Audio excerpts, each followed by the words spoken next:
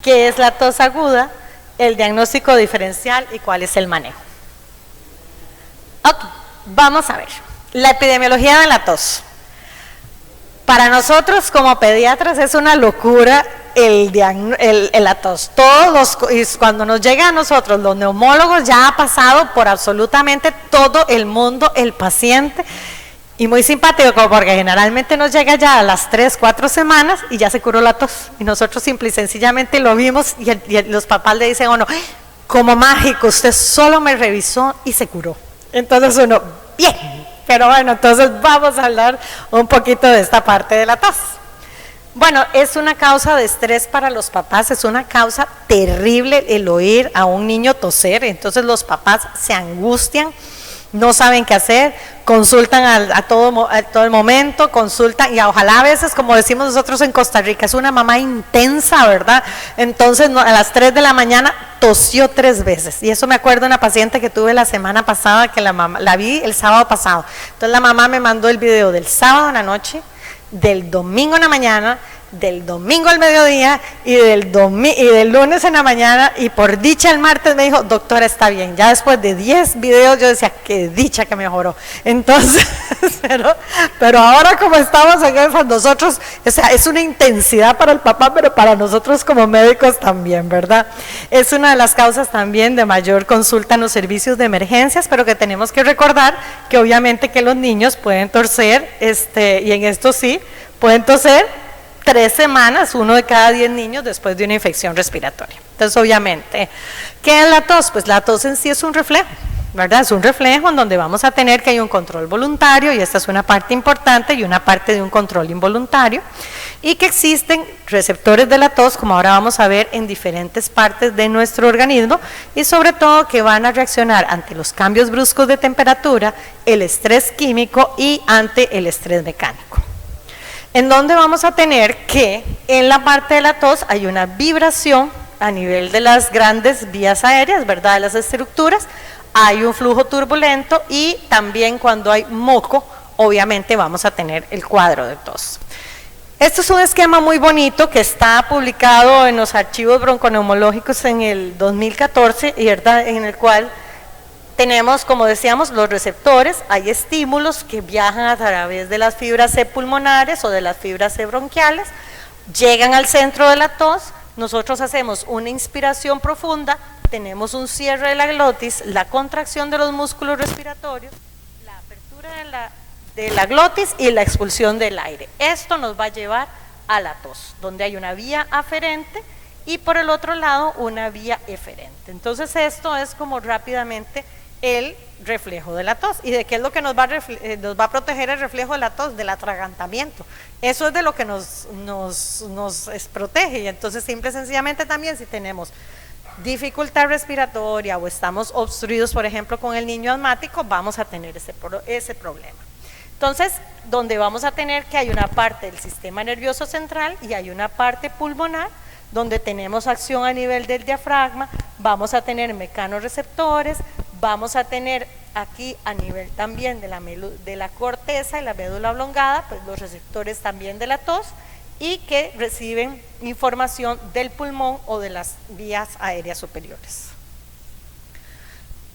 Y acá, ¿verdad? Obviamente, publicado en el año 2009, muy interesante, en donde vemos que después de una infección respiratoria viral, nosotros podemos pasar hasta 3 semanas con un cuadro de tos, en donde vamos a tener un pico, más o menos entre el 7º y 14 día, y que posteriormente va disminuyendo y entra dentro de lo que se llama una línea basal.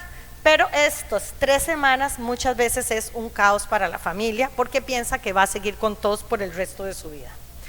Y en esto es importante, tenemos que hacer un diagnóstico diferencial de qué es la tos en el niño y qué es la tos en el adulto. El niño no es un adulto pequeño, las diferencias son claras. La vía aérea del niño tiene un desarrollo estructural, funcional, fisiológico.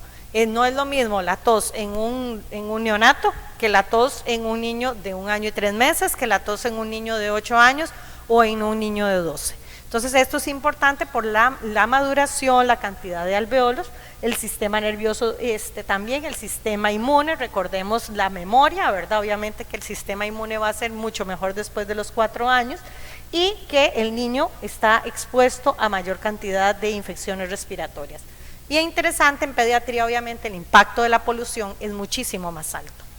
Por otro lado, tenemos que también saber que la tos tiene diferentes formas de manifestarse, que esto dentro de la historia clínica tenemos que tenerlo muy claro, ¿verdad? Si es una tos de tipo perruna, depende de las clasificaciones que nosotros encontremos. Si es una tos que se llama como de bocina, ¿verdad? Que es esa tos forzada, si es paroxística. Por ejemplo, cuando tenemos un niño, un bebé que tiene 6 semanas y que nos comienza con cuadro de tos y tenemos estas radiografías a veces con infiltrados que nos hacen pensar en clamidia, pues es una tos en estacato. Cuando tenemos bordetella pertussis, ¿verdad? De tipo de tos es diferente. La tos productiva a nivel de las bronquitis o la tos flemosa cuando nos encontramos sobre todo con cuadros de bronquiectasias o enfermedades pulmonares. También, si ustedes buscan, hay otras definiciones de tos, ¿verdad? Que si es la tos seca, simple y sencillamente esa tos de las mañanas o esta tos nocturna, que no se asocian con absolutamente ninguna secreción y que muchas veces nos orientan a patologías como es asma, sobre todo si es una tos nocturna o cuando hay cambios bruscos de temperatura, o la tos ya flemosa que siempre puede orientarnos hacia otras patologías, ¿verdad? Como es ya, como esa secreción, si el paciente tiene alguna inmunodeficiencia, si el paciente tiene historia de hemoptisis, que es importante, que siempre tenemos que ser muy claros al preguntarle a la familia. Pero acá, entonces, tal vez ahorita, en lo que más se ha basado toda la literatura es en la duración de la tos para determinar si es una tos aguda o es una tos crónica. En los últimos, digamos, ahora en el 20 del año pasado, en marzo del año pasado, se publicó un artículo muy interesante de la Sociedad Europea de Enfermedades Respiratorias, en cuanto ya es como muy clara que ya podemos hablar de tos crónica en pediatría cuando tiene más de 4 semanas, del niño de tener tos continua todos los días. Y a diferencia del adulto, que en el adulto se habla de más de 8 semanas. Entonces en esto tenemos que ser muy claros, pero en esto es que son 4 semanas en que el paciente tose absolutamente todos los días. No es como que tosió una semana, después mejoró y se desapareció la siguiente semana. Entonces ya cuando tenemos 4 semanas seguidas ya hablamos de tos crónica. Y acá es donde de acuerdo a la clasificación, la doctora Chang es una de las médicos que ha estudiado más tos, ¿verdad? Es una médico australiana y si ustedes ven todas las publicaciones viene la doctora Chang, ¿verdad? En la cual, por ejemplo, nosotros después de una infección respiratoria podemos tener una tos esperada normal. Hay pacientes que tienen algunas toses que son inespecíficas, que muchas veces son secas, desconocidas, ¿verdad? Y hay otras toses que son secundarias a alguna patología de fondo que ya conocemos, pero vemos que entre ellas se intercalan los grupos. Entonces eso es lo que muchas veces hace muy difícil el diagnóstico diferencial. ¿Cuáles son las causas más frecuentes de tos? Y aquí vamos a hablar de tos crónica. La tos aguda, las causas más frecuentes que podemos encontrar son las infecciones respiratorias, en donde el paciente sufre ese resfrío, como vimos en el diagrama, pasa más o menos entre el 14 y el día 21 con el cuadro de tos y ese poco a poco va mejorando. Cuerpo extraño, ¿verdad? Causa de tos aguda, que tenemos que siempre tener cuidado con los niños, que a veces nos llegan pacientes Broncodilatación.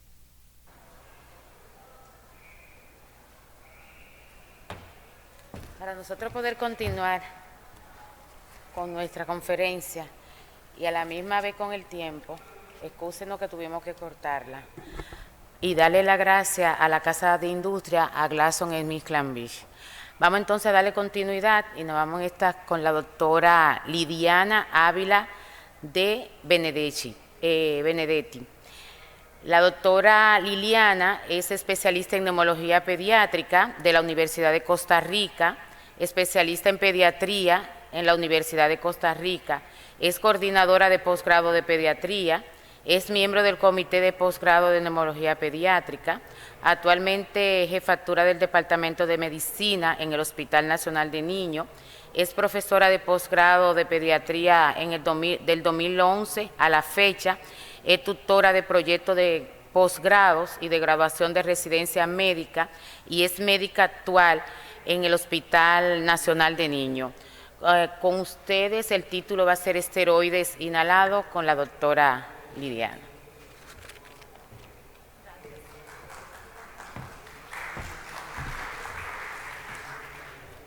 Bueno, muchísimas gracias nuevamente. Vamos en estos 20 minutos a conversar un poquito acerca de los esteroides. Y después de haber visto la conferencia del doctor José Pablo Gutiérrez, estos son mis conflictos de interés. Bueno, tal y como ahora expresó el doctor Gutiérrez, recordemos que el asma es una enfermedad inflamatoria, ¿verdad? Y esto es importante que se ha venido recalcando desde que el GINA se comenzó a establecer. Es una enfermedad de tipo heterogénea, entonces esto es lo que nos habla mucho de los fenotipos y los endotipos a nivel del asma. Y recordemos que hace más o menos unos tal vez 15 años, 20 años, cuando empezamos con la parte de genética de asma, pues creímos que allí íbamos a tener la solución a toda la enfermedad. Después pasamos a la parte de farmacogenética, pero al final siempre nos queda con la parte de que el esteroide inhalado es el gold estándar a nivel del tratamiento de paciente con asma.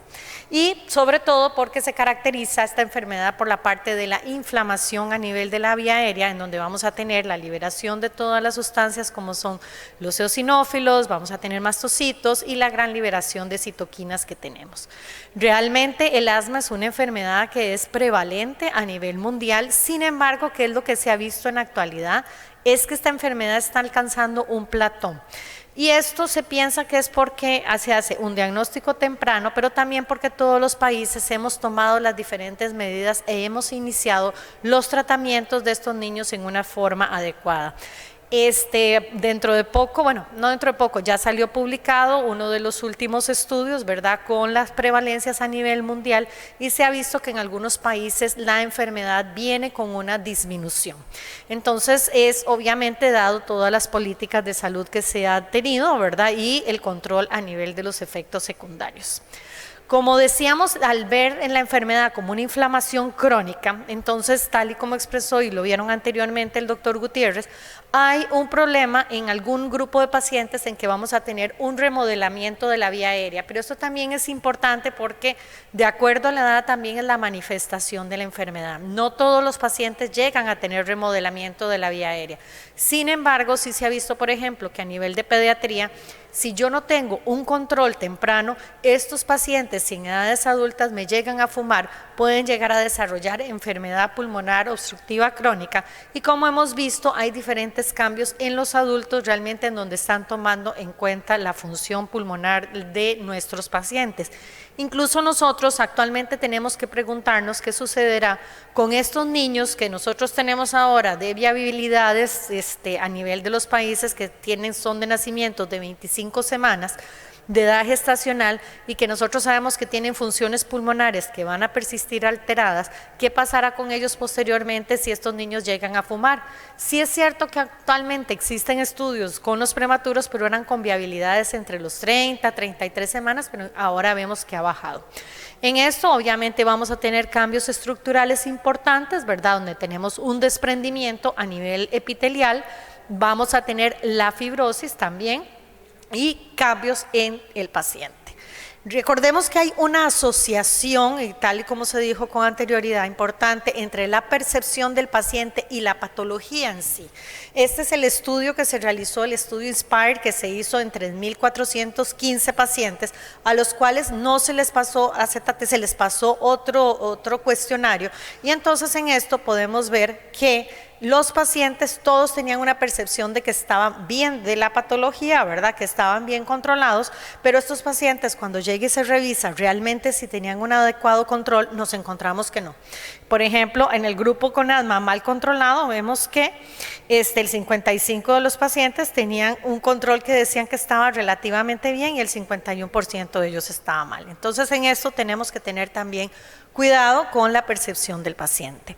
Aparte de eso, se sabe que el esteroide inhalado en sí tiene una función protectora a nivel del paciente en sus pruebas de función pulmonar, una estabilización dentro de su sintomatología, una disminución de lo que son las exacerbaciones y sobre todo que con el tiempo nos va a proteger la función de los pacientes. Ahora tenemos en la actualidad que nosotros todos conocemos, existen diferentes tipos de dispositivos para colocar el medicamento, el esteroide o cualquier tratamiento para el asma. Tenemos el inhalador dosis medida y aquí ahorita lo que vamos a usar precisamente es de la aerosol terapia y también sobre todo ahora en época de la pandemia, que es una de las dudas que a todos nosotros nos establecemos. Cuando nosotros damos la aerosol terapia, recordemos que vamos a utilizar diferentes tipos de aparatos para poder tener una solución o poder tener un medicamento, el cual nosotros vamos a colocar en un aparato de nebulizador y vamos a darle al paciente. Lo importante aquí dentro de los aparatos y sobre todo para los esteroides inhalados es que la partícula llegue a medir 5 micras, porque si es mayor, se nos va a quedar pegado en la vía aérea superior y los bronquios mayores, y si es menor, entra a nivel alveolar y tiene una dispersión errática y entonces no tenemos la función adecuada de esto. Por lo tanto, es importante que las partículas siempre tengan de 1 a 5 micras para poder nosotros dar un efecto terapéutico y una absorción pulmonar. Ahora, ¿cuáles son los beneficios de los corticosteroides en pediatría? Es algo que no voy a, digamos, a tocar, sino vamos a hablar nada más de los nebulizados, del nebulizado en este momento, pero los beneficios son claros. El gold estándar del tratamiento del asma es el esteroide inhalado y a partir de ahí es donde nosotros, pues obviamente vamos a agregar en algunos pacientes cuando tenemos que utilizar los medicamentos combinados. ¿Cuáles son los beneficios que sí se han visto en el paciente, sobre todo pediátrico? En el paciente pediátrico tenemos que pensar que no todos podemos utilizar el inhalador dosis medida y no todos podemos utilizar el espaciador. ¿Por qué? Porque puede ser un niño muy pequeño en el cual nosotros tengamos una mejor deposición del medicamento a través de la nebulización. Pacientes con dificultades cognitivas, con algunas enfermedades neurológicas, sobre todo niños que por ejemplo podamos tener problemas de hipotonía en los cuales no podemos tener un adecuado uso del dispositivo porque ni siquiera tienen la capacidad muchas veces para inspirar, en los niños que tienen problemas de coordinación y también en pacientes que requieran a veces dosis altas de medicamentos, ¿verdad? Que muchos de estos no se los podemos dar a través de un inhalador. Por otro lado, también, ¿verdad? ¿Cuáles son los beneficios que se han reportado? Pues obviamente es de fácil administración. Los pacientes generalmente se pueden nebulizar, ¿verdad? Usan su aparato de 10 a 15 minutos y la nebulización pues inhala durante la fase inspiratoria y es de baja actividad sistémica, que esto es importante. Que tenemos todos que tener cuidado con la esteroidofobia, ¿verdad? Entonces, el paciente, obviamente, si tenemos un problema inflamatorio, tenemos que dar el tratamiento antiinflamatorio y en este caso va a ser un esteroide inhalado en el cual nosotros tenemos que luchar precisamente con ese problema de esteroidofobia. Además, como vimos, el GINA también ha recomendado como método alternativo, que es muy importante, las nebulizaciones con mascarilla en los pacientes de 0 a 3 años y en los pacientes de 4 a 5 años. Estas son, digamos, las recomendaciones, pero también en adultos mayores se utiliza porque pensemos que el adulto mayor muchas veces también no tiene una adecuada forma para utilizar o una adecuada inspiración. Entonces son métodos alternativos. Porque también ha sido la molécula para estudiar incluso en pediatría cambios en el crecimiento. Y si uno ve los estudios prolongados, por ejemplo, a nivel de estudio de CAMP, en el cual a los pacientes se les dio 800 microgramos, de 400 a 800 microgramos de budesonida, pues estos pacientes todos alcanzaron su potencial genético, que ha sido una de las dudas que más hemos tenido y sobre todo cuando se utiliza de forma nebulizada. Entonces la budesonida, cuando uno la utiliza, es un medicamento que es seguro, es un medicamento que tiene una absorción, entra dentro de la célula, tiene una tiene una farmacología que es sumamente interesante porque entra dentro de la célula, ahí pasa una forma inactiva, después conforme comienza a disminuir los niveles, se va activando y entonces va haciendo de una liberación. Por eso es que nosotros cuando hacemos exámenes no lo encontramos en la vía aérea directamente, porque ya el medicamento ingresa dentro de la serie célula epitelial y entonces tiene una adecuada biodisponibilidad. Obviamente son tratamientos que a largo plazo y a corto plazo son bien tolerados, ¿verdad? Tienen los efectos secundarios, como se reporta aquí, podemos ver los mismos que se han visto con placebo, ¿verdad? Recordemos que cuando damos placebo hay un 30% de los pacientes que nos van a reportar los mismos efectos y eso simple y sencillamente es esa parte placebo. Entonces, tanto de la infección, fiebre, sinusitis, otitis media y rinitis, para que tengamos ese cuidado. Ahora, las nebulizaciones en la pandemia, que esto es una de las cosas que tal vez nos tiene que llamar mucho la atención y en la situación que nos encontramos actualmente.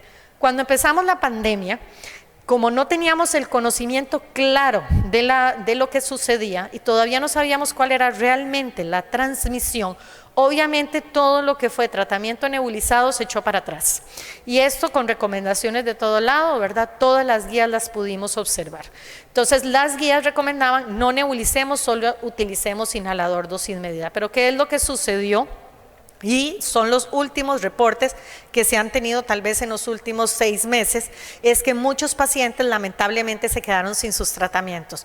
No solamente en asma se nebuliza, recordemos que en fibrosis quística se nebuliza, que tenemos medicamentos también que se nebulizan en pacientes que tienen enfermedades en las cuales se ven en cuidados paliativos. Entonces todos estos pacientes sufrieron a partir también de la pandemia porque se restringió el tratamiento. Entonces con los conocimientos actuales que tenemos a nivel de la pandemia, de la transmisión del SARS-CoV-2, entonces también tenemos que poder saber cómo utilizar en los pacientes que necesitan las nebulizaciones en una forma adecuada y que sea de protección también para la gente que está alrededor del paciente.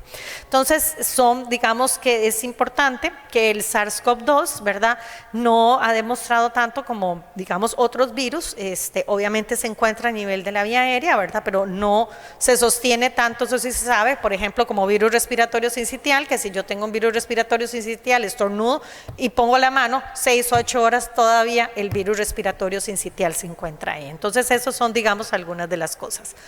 Las guías han sido contradictorias, pero han venido cambiando, ¿verdad? Las guías, como podemos ver, al inicio todas decían que no, ¿verdad? Teníamos la del GINA, la del Consenso Nacional de Asma, la de la Sociedad Canadiense, pero a partir de este año hemos tenido cambios y entonces ya la Asociación Americana de Tórax, tenemos las guías NICE, que tal vez son de las guías más recientes, las de la Asociación Británica también, ¿verdad? En las cuales nos dicen, momento, hay que individualizar al paciente. Y yo creo que esto es el mensaje que nos tiene que quedar a cada uno calado. Tenemos que individualizar al paciente. Si a un paciente lo estabilizó y funciona bien su tratamiento con el corticoide inhalado, nebulizado y es seguro, podemos seguirlo utilizando en él, pero con las medidas que sean necesarias.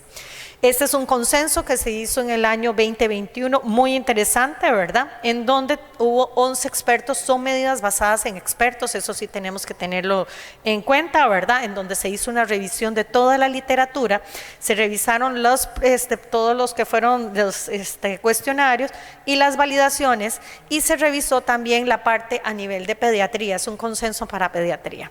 Entonces, dentro de la primera recomendación es que si el paciente tiene un problema de asma, el paciente responde bien a las nebulizaciones y ha respondido bien a su tratamiento nebulizado con un esteroide, debemos continuar con esto, porque este paciente, si yo lo cambio a otro dispositivo, como vimos, puede tener algunos otros problemas cognitivos, problemas de hipotonía o alguna otra cosa, y yo no le doy el tratamiento, pues obviamente puede empeorar de su problema de asma, porque no estoy dando el medicamento en la forma que este paciente lo necesita. Por lo tanto, siempre se puede continuar con precaución e implementando las medidas. Recomendación 2, necesidad de orientación sobre la mitigación de los riesgos del entorno, que esto yo creo que lo tenemos que seguir estableciendo y lo vamos a tener que establecer durante los siguientes años, no sabemos cuántos, pero sí vamos a tener el lavado de manos, el usar desinfectante, el usar bata y guantes si es a nivel hospitalario, el mantener el distanciamiento y el utilizar el etanol.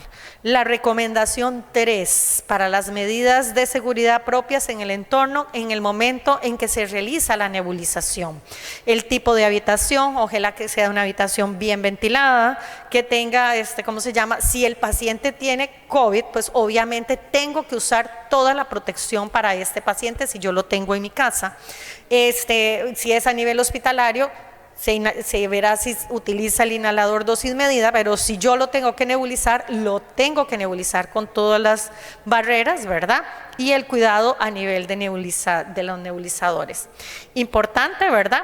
Que todo paciente debe continuar con su tratamiento, no puedo dejárselo de lado, al igual como se habló ahora de las vacunas, hemos tenido que todos los pacientes de pediatría con enfermedad crónica han dejado muchas veces sus tratamientos y entonces esto nos produce lo que al inicio de la pandemia se llamaba la cuarta ola, que no sabíamos que la cuarta ola iba a seguir siendo como del SARS-CoV-2, pero es que todos los pacientes con enfermedades crónicas, una vez que se solucionara lo de la COVID, pues íbamos a tener el montón de pacientes con las enfermedades crónicas exacerbadas. Pues en este momento tenemos traslapado, por eso es importante establecer planes de acción y si nebulizamos todas las medidas, ¿verdad? Obviamente, como de su cuidado. En un paciente con SARS-CoV-2 no debemos tampoco de dejarle su tratamiento de asma de lado, porque yo no sé, digamos, obviamente dentro de la patología también puede haber exacerbaciones. Y la nebulización, obviamente, ¿verdad? Siempre, bueno, sí ha mostrado que tiene un funcionamiento dentro del paciente y su tratamiento, como lo demuestran los diferentes estudios. Por otro lado, ¿verdad? El paciente, lo tenemos que tener, es una opción terapéutica y es una opción terapéutica la cual es como vimos, es una opción en el GINA, se pone como un medio alternativo. Recomendación 4, las medidas de seguridad para los entornos hospitalarios. Obviamente la habitación, si ya el paciente está hospitalizado, pues debería de ser con todas las medidas con presión negativa. Es un lugar en que debemos de usar el equipo de protección, ¿verdad? Para el personal de salud, que esto es importante, nosotros tenemos que proteger a nuestro personal de primera línea, debemos tener ese distanciamiento físico y el cuidado obviamente del nebulizador, ¿verdad? Que debe tener toda el higiene precisamente para evitar que haya una contaminación con el resto de los pacientes. Y la recomendación 5 que se establece también, que son las medidas de seguridad a nivel de la escuela, que en los pacientes, si hay que nebulizarlos, hay que enviarlos, estos pacientes no van a tener en ese momento COVID, no deberían de tener, por eso para asistir a la escuela, pero como dice todo, con una habitación que sea bien ventilada, ojalá que sea separada del edificio principal y abrir las ventanas para que haya una adecuada movilización. Barreras físicas no son necesarias y todos los cuidados del nebulizador. Entonces, en conclusión, ¿qué les puedo decir con respecto a los esteroides nebulizados actualmente? Porque más que todo vieron la charla, también se enfoca toda esta parte nueva que hemos tenido con COVID. El esteroide inhalado nebulizado es seguro, siempre ha demostrado seguro. Los estudios con budesonida son estudios viejos y podemos revisar desde el año 97 en los cuales nos dicen que el medicamento utilizado en una forma nebulizada tiene una adecuada respuesta dentro del paciente, mejora la función pulmonar, va a evitar lo que son las exacerbaciones del paciente. Tenemos nosotros que individualizar y ver de qué se trata cada niño y lo más importante es que en el ámbito de la pandemia nosotros tenemos que seleccionar a los niños que van a continuar. Si el niño responde bien, la familia está tranquila y usa el nebulizador con todas las medidas adecuadas, pues nosotros vamos a saber que este paciente va a tener una buena evolución.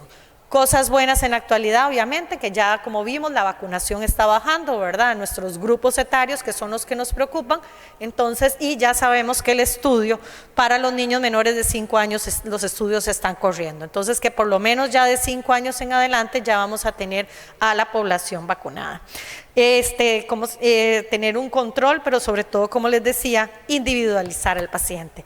Muchísimas gracias realmente por haberme escuchado y espero haber pues dado alguna información para ustedes en estos 20 minutos. Muchas gracias.